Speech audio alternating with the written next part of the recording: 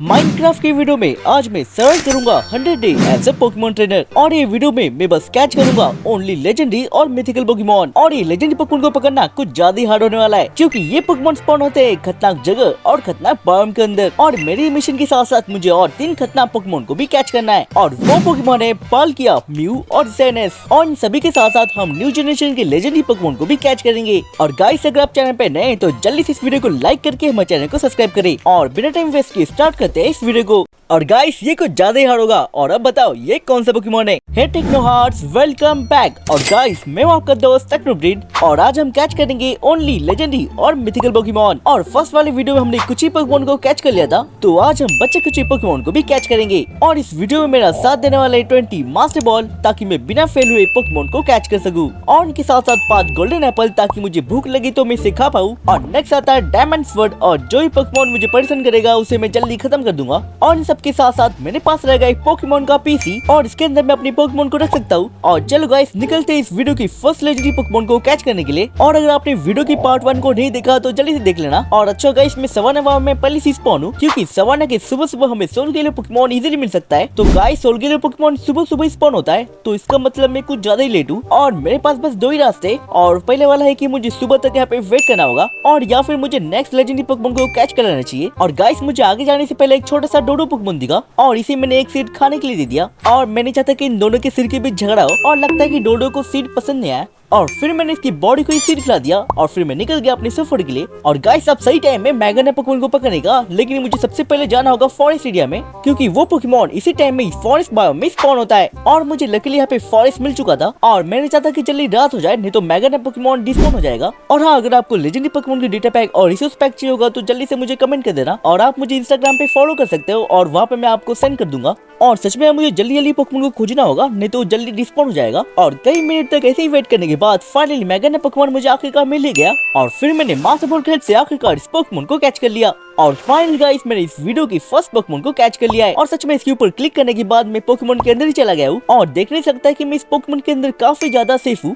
और गाइस यहाँ पे रात भी हो रही है तो मुझे जल्दी से जाना होगा एंड वर्ल्ड में क्योंकि लूनाला पोकेमोन रात में कहीं पे भी स्पॉन हो सकता है। और कई टाइम ऐसे फेस करने के बाद हम फाइनली एंड वर्ल्ड में पहुंच चुके हैं। और हाँ ये वही जगह है जहाँ पर हमने आखिरकार गिरेटिना को पकड़ा था। और बस मुझे लगता है कि इस जगह पे मुझे थोड़ा बहुत वेट करना होगा ताकि यहाँ पे जल्दी से लूनाला पोकेमोन स्पॉन हो जाए। लेकिन जब मैं इस जगह से निकलने वाला था तभी मैंने यहाँ पे लूनाला पोकेमोन को देखा और पता नहीं ये पोकेमोन अकेले अकेले यहाँ पे कर क्या रहा है। और फिर मैं इसके पास जल्दी जाकर इसे मास्टर बॉल में पकड़ लिया।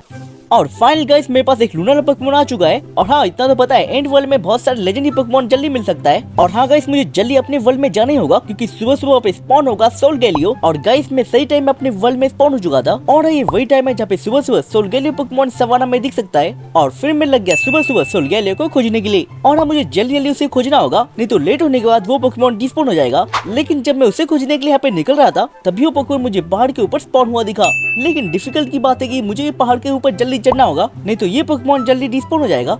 और मैं जल्दी जल्दी लग गया इस पहाड़ के ऊपर चढ़ने के लिए। और आखिरकार ये पोकेमोन मेरे सामने आ ही चुका था और इसे मैंने मास्टर बॉल फेंक के आखिरकार पकड़ लिया। और गाइस मेरे पास आ चुका है दुनिया का सबसे बेस्ट पोकेमोन सोलगैलियो। और सच में गाइस ये पोकेमोन दिखने में कुछ ज्यादा खतरनाक है। और फिर मैं इसके अंदर बैठकर निकल पड़ा पोकेमोन के सफर की ओर। और कई दूर ऐसे आने के बाद फाइनली मैं स्वाम्प बायो में पहुंच चुका था क्योंकि ये एरिया में कई सारे legendary bug type Pokemon spawn हो सकते हैं। और फिर मैं हर जगह जाकर उस पोकेमोन को खोजने लगा और इसी तरह कई आगे जाने के बाद फाइनली मुझे बज़वर्ल पोकेमोन मिल ही गया। और सच में ये पोकेमोन कुछ ज्यादा ही फुर्तीला था लेकिन फिर भी आखिरकार मैंने इस पोकेमोन को पकड़ लिया। और पता नहीं गाइस ये अल्ट्रा बीस्ट पोकेमोन यहाँ पे कर क्या रहा है। मैं तो बस यहाँ पे मेलोटिक को पकड़ने के लिए आया था और बाद में पता चला कि मेलोटिक पोकेमोन तो सनफ्लावर एरिया में मिलता है। और फिर मैं निकल गया सनफ्लावर बायोम में। और इतना तो पता है वो एरिया तो मेरी खुद की मैप के अंदर ही है। और फाइनली मैं अपने एरिया में पहुंच चुका था। और हमें जल्दी सनफ्लावर एरिया में जल्दी पहुंचना ही होगा क्योंकि वो एरिया में हमें मेलोटिक पोकेमोन मिल सकता है। और गाइस मैं सनफ्लावर एरिया में पहुंच चुका हूँ लेकिन मेलोटिक पोकेमोन सुबह सुबह ही स्पॉन होता है और अभी तो थोड़ी देर के अंदर ही शाम होने वाली है। और इसी रात में एक खतरनाक पोकेमोन भी स्पॉन होता है और वो है मार्शैडो पोकेमोन। और वो मार्शैडो पोकेमोन इसी डार्क फॉरेस्ट में ही स्पॉन होने वाला है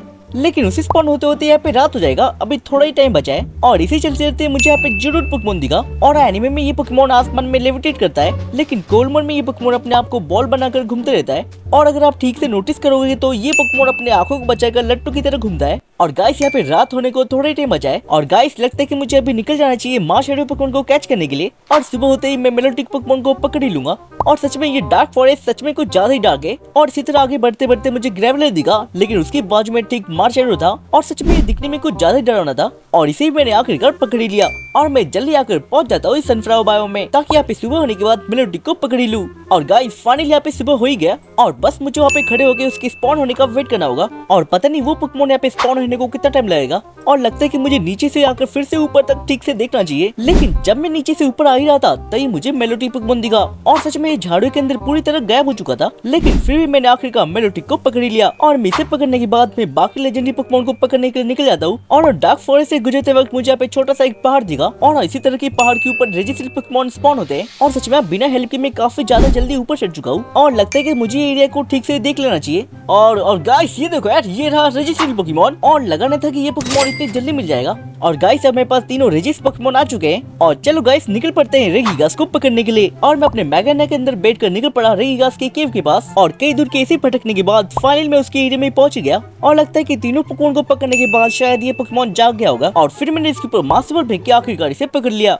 और फिर मैंने पीसी के अंदर बाकी पोकेमोन को रखकर आर्टिकुनो और रेगिगास को अपनी टीम में रख लिया और फिर मैं अपने रेगिगास के अंदर बैठकर निकल पड़ा अपने पोकेमोन की सफर की ओर। और गाइस ऐसे ही टाइम वेस्ट करने के बाद फाइनली मैं खतना बायो में आ चुका हूँ और ये एरिया में सुबह सुबह एक खतना पोकेमोन स्पॉन होता है और वो है जेनेस और वो पोकेमोन सुबह से दोपहर तक यहाँ पे स्पॉन होता है और इसका मतलब मेरे पास माइनक्राफ्ट के वर्ल्ड में बस 5 मिनट है जेनेस को कैच करने के लिए। और फाइनली यहाँ पे वेट करने के बाद आखिरकार यहाँ पे सुबह हो ही गया और लगता है कि वो पोकेमोन मुझे नीचे से चलते हुए मिल जाएगा और फिर मैं वो पोकेमोन को नीचे उतरते हुए खोजने लगता हूँ और फाइनली वो पोकेमोन मेरे ठीक सामने ही था और इसे मैंने जल्दी से पकड़ लिया और फिर मैं इसके सिंक के ऊपर बैठकर निकल पड़ता हूँ लेक को खोजने के लिए क्योंकि वहाँ पर मुझे लेक गार्डन पोकेमोन मिल सकता है। और कई दूर ऐसे चलने के बाद फाइनली मैं इस एरिया में पहुंच गया और ये वर्ल्ड का फर्स्ट लेक है जहाँ पे मुझे लेक गार्डन मिल सकता है। और कई टाइम पानी में तैरने के बाद फाइनली लेक के ऊपर एक गार्डन स्पॉन होता है और इसे मैंने जल्दी से कैच कर लिया। और पता नहीं गाइस ये पोकेमोन अपने आंखें हमेशा के लिए बंद क्यों रखता है और हमें लेक गार्डन की वजह से खतरनाक जगह पे पहुंच चुका हूँ और ये वही माउंटेन है जहाँ पे ज़ैप्डोस पोकेमोन स्पॉन होता है और बस मुझे कम से कम इसके टॉप के ऊपर तक पहुंचना है। और फिर मैं अपने आर्टिकुनो के ऊपर बैठ के चल पड़ता हूँ ऊपर की तरफ और गाइस टॉप पे चलने के बाद मुझे ज़ैप्डोस तो नहीं मिला, लेकिन सैंडस्टोर को हेलो कहने के बाद फिर मैं चल पड़ता हूँ बादलों के ऊपर और सच में यहाँ पहुंचने के बाद कुछ ज्यादा ही कूल लग रहा है। और नीचे पहुंचने के बाद मुझे यहाँ पे ज़ैप्डोस दिखता है